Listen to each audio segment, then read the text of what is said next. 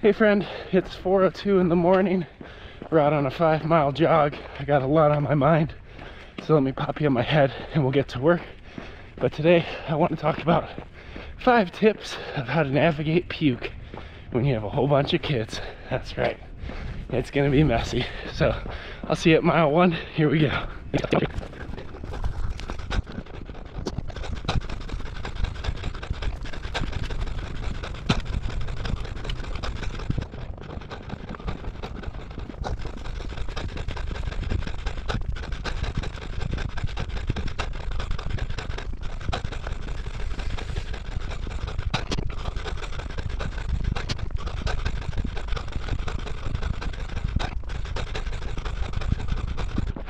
Distance 1 mile. Total time 12 minutes and 46 seconds.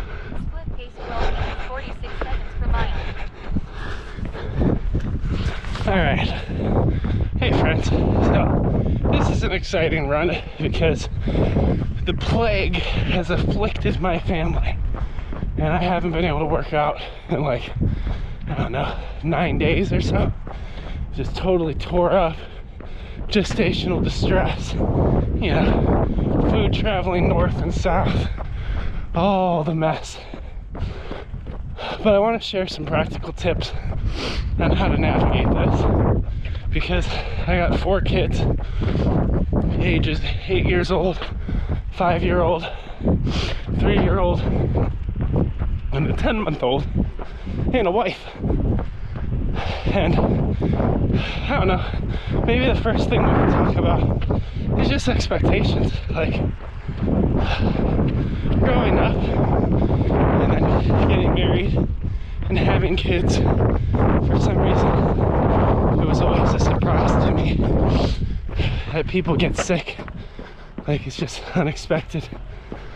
Like, when you're young, you block out various experiences as a kid, and when you're a teenager or in high school, you stop licking doorknobs, right?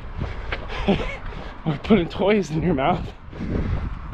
So you're not necessarily like getting sick, passing it to every single sibling and every single parent, and everyone's just down for like a solid week to 2 weeks. So you may become surprised as you start stacking up kids, especially when they hit the toddler season, of just how bad it can be. And now, normal flu's fine. Stomach bug, that's a whole nother level. So on mile 2, let's work through what you can actually do to navigate this, because we don't plan for it, and yet we expect ourselves to have perfect parental coping techniques and tricks, and it's messy and bad. All right, get on my head. Let's get to work.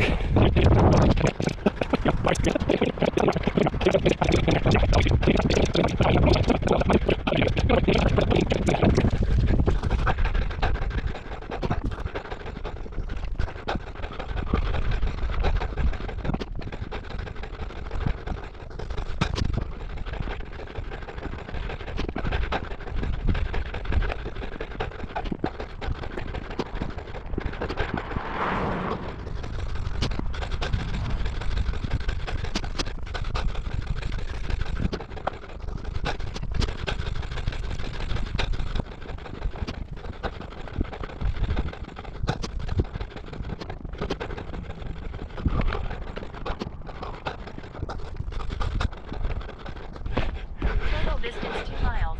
Total time 25 minutes and 15 seconds. Sprint pace 12 minutes 28 seconds per mile. Alright. Let me grab you. So, first real lesson. And before we get into this mile 2, quick body check-in.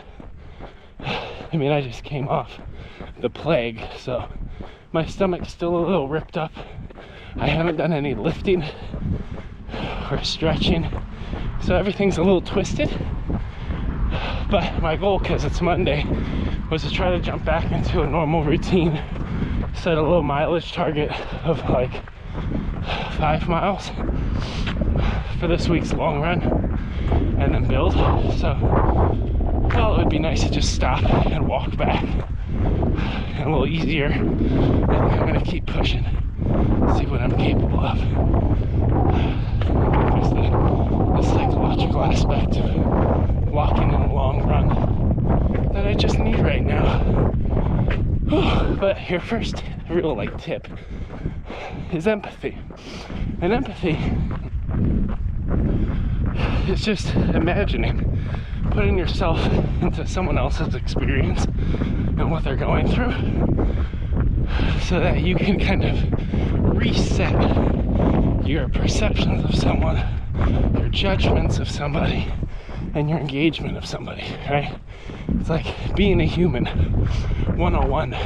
But unfortunately, as a parent, often if we struggle to regulate our own experiences, our own emotional disposition, we begin to have these expectations of our children that just aren't realistic for them to meet. And we start yelling, and there's strain on the relationship. And when it comes to the stomach bug, it can be difficult for us to empathize that a child doesn't understand how to read cues from their body. They don't understand something feels wrong. I need to run to the bathroom. I need to use the toilet. And it's upper end or lower end. Right? They don't understand that if they feel like they need to fart, in this situation, a fart is not a fart. And you have to empathetically partner with them in the illness and try to imagine how scary it was and confusing it was for the first time. And you don't want your children to experience shame when they throw up in their bed, on the couch, on the floor, when they poop their pants and they're older, like our 8-year-old just did it multiple times. Like they're just not able to read their body's cues. But it impacts you because you're also navigating fatigue, pain, upper and lower end, right? So on top of that, you're on the ground scrubbing the floor, doing way more laundry than you want. So our empathy gets kind of shut down. So on mile 3, let's talk about how to kind of refill that empathy meter so you can weather this experience together as a family.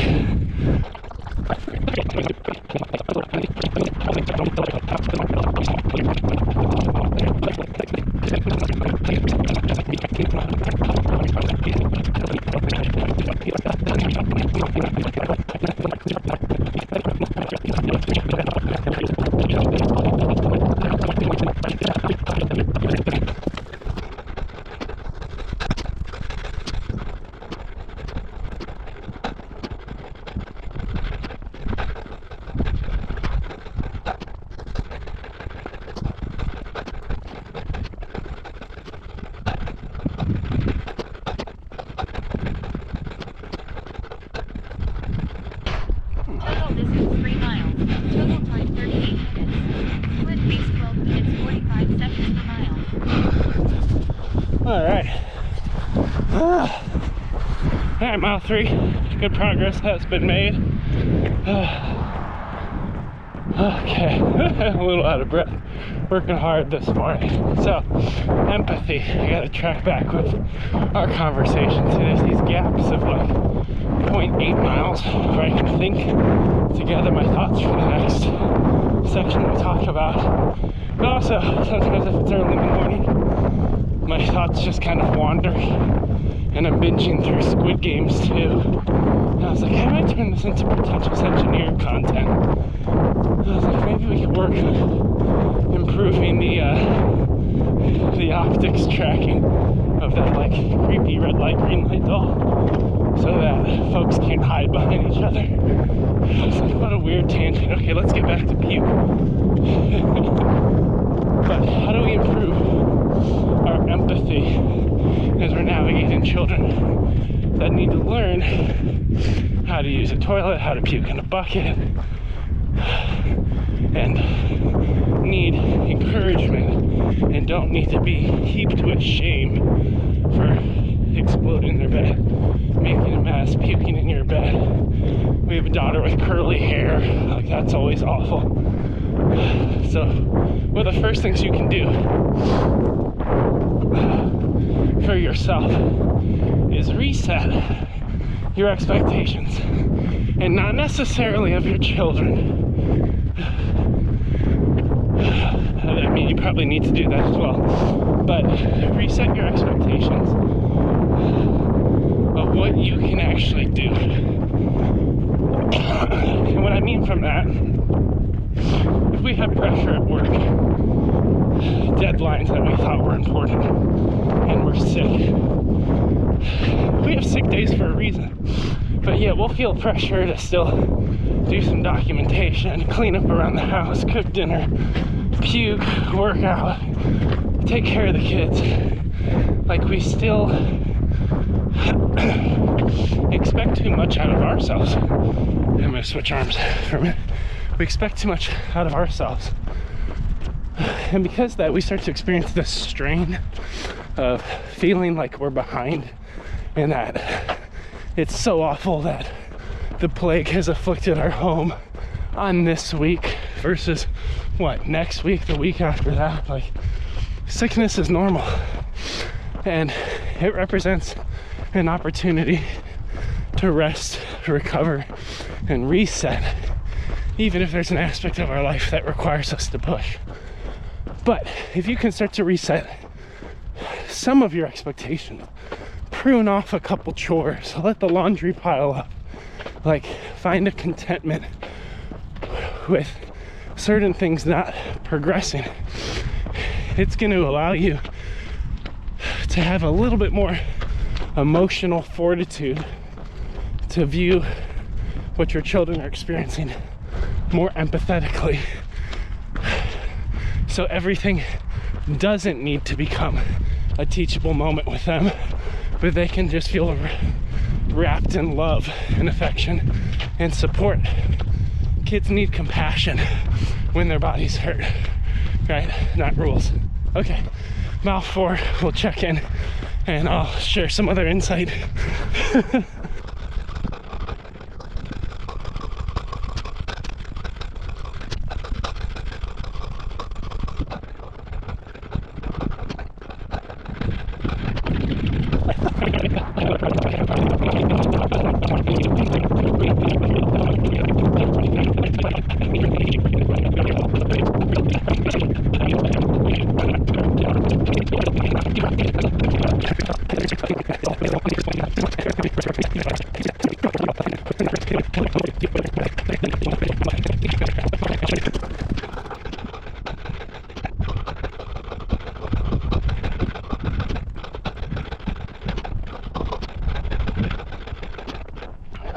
Total distance 4 miles. Total time 51 minutes and 4 seconds. Split pace 13 minutes 4 seconds per mile. Whew. Slow down a little bit on that one. But no bother. Alright, this next one, this is a tip, this is a trick you've never heard, likely, because the majority of you probably don't live in a Japanese context. But in the US anyway, it's common, at least in suburbs, for kids to each have their own bedroom. Depending on where you are in a social economic, bracket, sometimes you got bunk beds like we do. But co-sleeping, beyond like having a baby, is rare, and co-sleeping is where your kids sleep in the same bedroom as the parents. Well, in Japan, space is a premium, right? So it's very common for one or multiple children to go sleep with their parents in the same room. And they have something called futon, which are like these kind of thin to thick mats that they lay out on the ground with a blanket on top, or duvet, and you sleep on the floor on this mat. You don't need a mattress and a box spring in your own bedroom. And over the years, we've become more open to co-sleeping. I was resistant to it, but there are times when it makes sense. And illness is a big one. Like, rather than you hearing the child cry because they're soaked and scared and confused, like, if you take 2 couch cushions and lay them on the ground or a sleeping bag and put some blankets on it and make it cozy, and then put a couple towels on top of it for easy cleanup, and then let them sleep with a nice top sheet and just get them comfy in your room. A lot of times, if your wife's a light sleeper like mine, you'll hear the sounds of, like, it's about to happen, they're distraught, grab the bowl, run over, you can catch it or cue them to catch it, and if they miss, like, it's much easier cleanup than all the bedding, it's soaking between the mattress and the box spring, down the wall, like, they're on the floor, and it's like prepared for them. So I would highly recommend, if you have the symptoms of a stomach bug, because sometimes the adult gets it first, to proactively lay something out in your bedroom and have a conversation with your kids of, like, hey, if you're feeling unwell, like, we've prepared a space. You could sleep in it just in case, or come down here if you're having problems. But you're also creating proximity, which creates comfort without you having to sleep in their room and have a crappy night and a hurt back. All right, we got 1 more mile. Let's get it.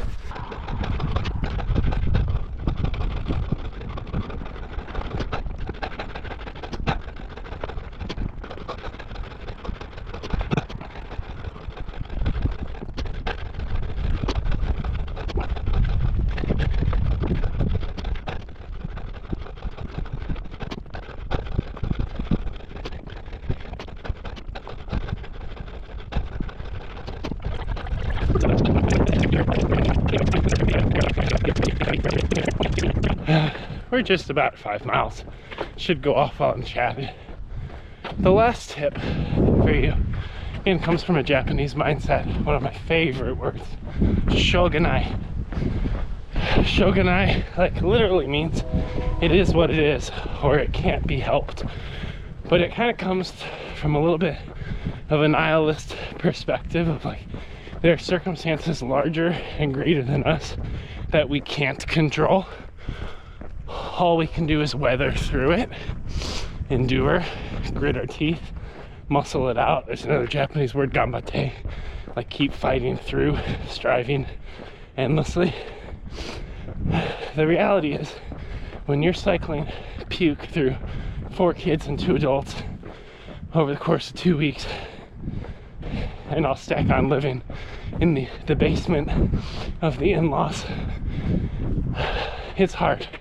The circumstance, in many ways, is uncontrollable. I can't prevent my son from getting it, right? But you can weather this circumstance and just kind of have this mentality that, like, it'll pass, and help your children understand that, like, life is not always comfortable. It's not always easy, and that's hard. But you could be proximal, you could be right by their side as they navigate something hard, and equip them as they get older to have compassion for the youngins that are also navigating hard. Like, it's hard for everyone this week. And just say that. Because if you acknowledge it, then instead you don't have this, like, dissonance between what you're emoting externally and what you really feel. Sometimes it's the days that suck, but they define us, and they make the better days better. So hey, anyway, friends, that's where the sidewalk ends today. Appreciate you. Keep changing the world, and you can sip on that.